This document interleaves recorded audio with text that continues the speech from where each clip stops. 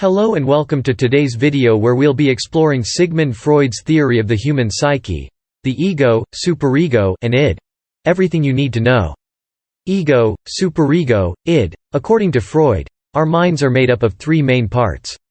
Each of these parts plays a unique role in determining our behavior and personality. First, let's discuss the id. Freud described the id as the primitive and instinctual part of our psyche that is entirely unconscious.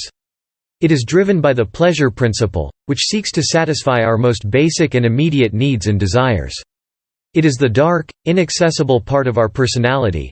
What little we know of it we have learned from our study of the dream work and of the construction of neurotic symptoms. Freud. The superego, on the other hand, is the moralistic and judgmental part of our psyche. It represents the internalized values and ideals of our society and culture, and it seeks to suppress the impulses of the id.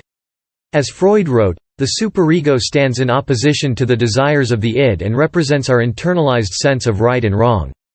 Finally, the ego serves as the mediator between the id and the superego.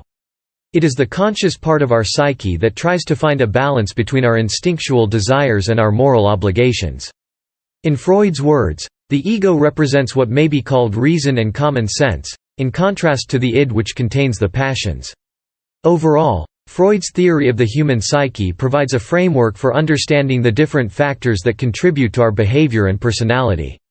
Now, let's take a look at a passage from Freud's work, Beyond the Pleasure Principle, where he discusses the role of the ego in relation to the id and the superego. The ego is not sharply separated from the id. Its lower portion merges into it.